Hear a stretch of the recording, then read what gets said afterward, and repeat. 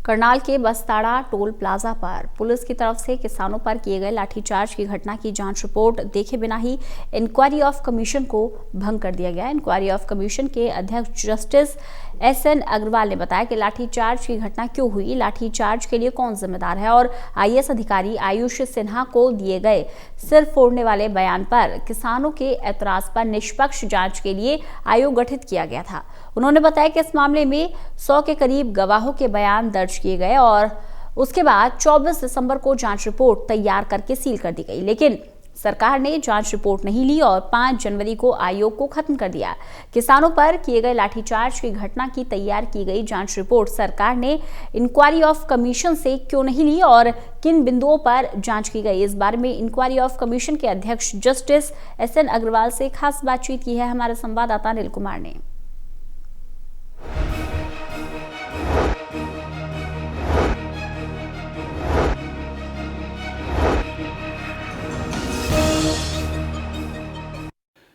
किसानों पर हुए लाठीचार्ज को लेकर गठित किया गया आयोग क्यों भंग किया गया, इस समय मेरे साथ हैं आयोग के अध्यक्ष जस्टिस एसएन अग्रवाल। इनसे जानते हैं कि आयोग क्यों भंग किया गया है और किन बिंदुओं पर उन्होंने जांच करनी थी। जी हाँ जी, जो कमीशन था ये नोटिफिकेशन डेटेड 25 सितंबर 2021 को कॉन्स्टिट्यूट हुआ था।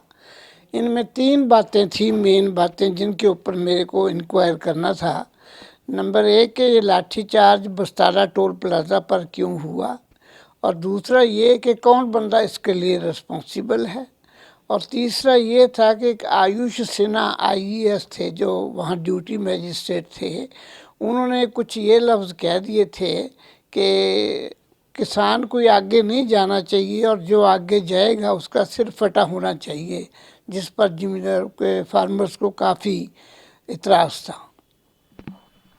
जस्टिस साहब, आपको आयोग की जिम्मेदारी मिली थी कि पूरे मामले की जांच की जाए।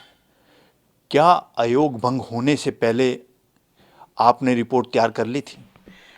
25 सितंबर को जो नोटिफिकेशन हुई थी उसमें ये लिखा था कि 1 महीने के अंदर अंदर रिपोर्ट हमारे को देनी है, और 11 अक्टूबर को हमारे को लेटर मिला था। तो काम तो करीबन 11 अक्टूबर को ही स्टार्ट हुआ। उसी दिन ही मैं करनाल चला गया था और फिर मैंने 1 महीना के करीब कोर्ट वहाँ करनाल होल्ड करी, गवाह वगैरह का नोटिस वगैरह दे के अखबारों में निकलवाया और करा, और 100 गवाह हमने लिख लिए थे। कुछ करनाल लिखे, कुछ पंचकूले, हमारा सेक्टर 14 में ऑफिस था पंचकूला में, तो उसमें वहाँ लिखे थे, और तीनों बिंदुओं के ऊपर हमने फाइंडिंग अपनी रिकॉर्ड कर दी थी।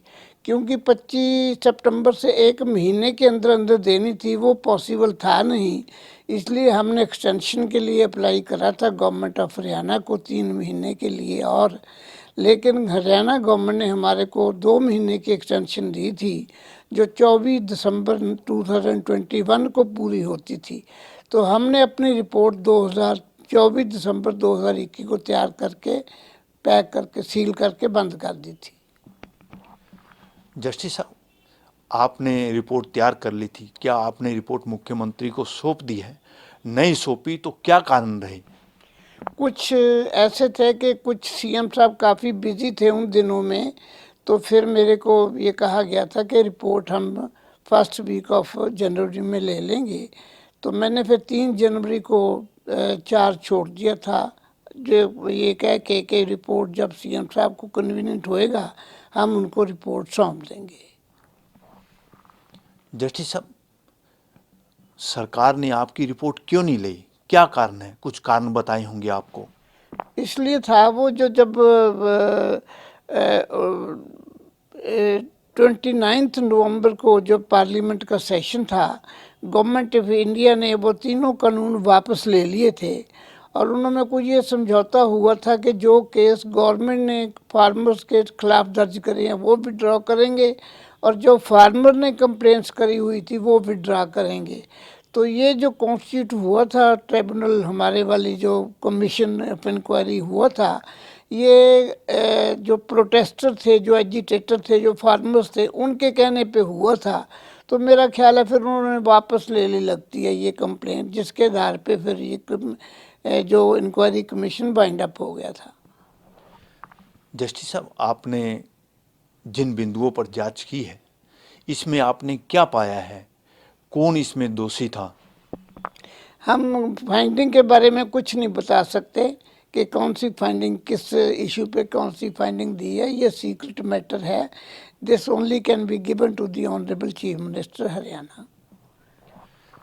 जस्टिस साहब, जिस समय आयोग गठित किया जाता है और किसी विशेष मुद्दे पर ही किया जाता है कि मामले की निष्पक्ष जांच हो और जो पीड़ित पक्ष है तो वो संतुष्ट हो, तो आपने जांच भी कर ली, रिपोर्ट भी तैयार कर ली और फिर सरकार ने वो आपसे रिपोर्ट अभी तक ली नहीं। जिस तरह भी आपने बताया कि आपने कहा था कि रिपोर्ट तैयार है, सरकार जब लेना चाहे ले लेगी, यानी कि कभी इससे पहले ऐसा भी हुआ है आयोग बना हो, रिपोर्ट लिए बगैर ही भंग कर दिया गया हो?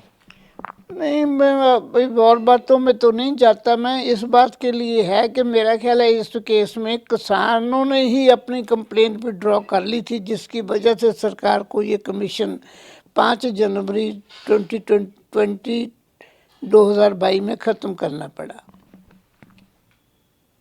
ये थे मेरे साथ justice S N. Agarwal, chairman commission of inquiry. इन्होंने बताया कि लाठीचार्ज घटना को लेकर आयोग गठित किया गया था, जिसकी उन्होंने रिपोर्ट तैयार कर ली है। इसके साथ साथ इन्होंने ये भी कहा कि रिपोर्ट लेने से पहले ही आयोग को सरकार ने भंग कर दिया। Anil Kumar, total news, Chandigarh.